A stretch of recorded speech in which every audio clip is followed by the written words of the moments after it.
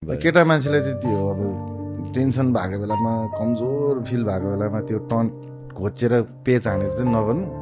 केटा मान्छेले त फेरि मनमा फाइल बनाएर राखिरह हुन्छ नि फेरि त्यो फाइल भ्ल्याट्ट पछाड्ने बेलामा थाहा नै नदी छोडेर हिँडिन्छ नि फेरि हो त्यस्तो हुन्छ नि फेरि भन्दै भरबल्ली भन्दैन नि केटा मान्छेले जस्तो सुकै त्यो भन्छ नि बानी जस्तो सुकै होस् कि केटाको घुसखुसी होस् कि प्यार प्यारे होस् कि केटी जस्तो चाहिँ हुँदै हुँदैन क्या केटा मान्छे। तिमीले नराम्रो गरेर चिज तिमीलाई भनिराख्छ होला एक दिन भन्न छोड्यो नि तिमी आत्तियौ त्यसपछि उसले जुन दिन भन्न छोड्छ त्यसपछि तिम्रो उल्टो काउन्टडाउन सुरु भयो त्यसपछि त कुकुरले गु छोडेर जान नि एक बेर लाउँदैन नि केटा मान्छे फेरि जेसुकै गर त्यसपछि अब खुट्टामा पर कि म अब त्यस्तो हुँदिनँ तिमीलाई साथीभाइबाट बेइज्जत गर्दिनँ तिम्रो कमाइमा किचकिच गर्दिनँ तिम्रो फ्यामिलीलाई भन्दिनँ जेसुकै गइसक्यो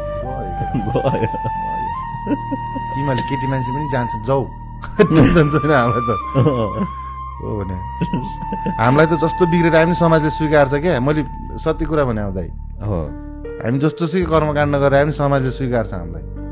केटी मान्छेलाई त्यो बाँच्ने दिने वातावरण छैन यो समाजमा अलिकति यसको डर चाहिँ लिनुपर्छ। केटा मान्छेले माया खोज्दैन क्या केटा मान्छेले इज्जत मात्रै खोज्छ तपाईँले इज्जत मात्रै दिँदैन त्यति भयो नि रिलेसन एकदम ठिक छ। केही गर्नु पर्दैन खाना डढेको बनाउनु ठिक छ चिया पनि बनाउनु आउँदैन ठिक छ क्या जस्ट रेस्पेक्ट एउटा थोरै दिनु यति नुन जति रेस्पेक्ट मात्रै दिनु केटा मान्छेलाई अरूको अगाडि र आफूसँग हुँदा पनि त्यो केटाले जे पनि गरिदिन्छ त्यति चाहिँ भन्छु। दिदीमा कम्पेयर नगरिदिनु केटाले कहिले पनि कम्पेयर गरे हुँदैन। सुन्दरतालाई चाहिँ केटाहरूले एकदम एप्रिसिएट गर्छ राम्रो तरिकाले पनि नराम्रो तरिकाले पनि होइन त्यो चाहिँ केटाहरूको नेचरै हो। अब जस्तै मुखले भन्दैन मनमा कसैले ओहो त्यो केटी राम्रो रहेछ भन्छ तपाईँ हुँदा हुँदा पनि होइन अनि तपाईँले चाहिँ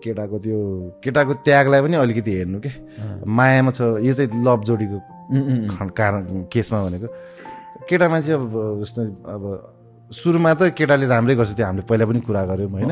सुरुमा त राम्रै गर्छ बेबी सेबी घरमै टोलमै भेट्न आउँछ दुनियाँ गर्छ पछि 1-2 वर्ष लभ पर्दै जान्छ त्यसपछि झगडा हुन्छ त भन्ला अथवा के भन्ला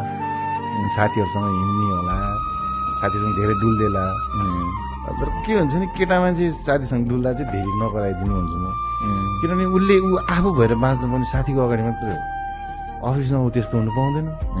अब कतै काममा त्यस्तो हुनु पाउँदैन ऊ अब तिम्रो अगाडि हामी किरकिर गर्ने होला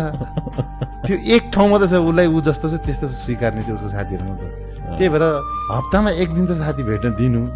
बे भइसक्योहाले पनि लभ परिहाल्यो पनि चिज नगर्नु अनि गलत बाटोतिर जान्छ कि चाहिँ ध्यान दिनु तर ऊ आफ्नो कुन तरिकाले काम गरिरहेको छ त्यो बिचमा टाङ अडाउने काम पनि नगर्नु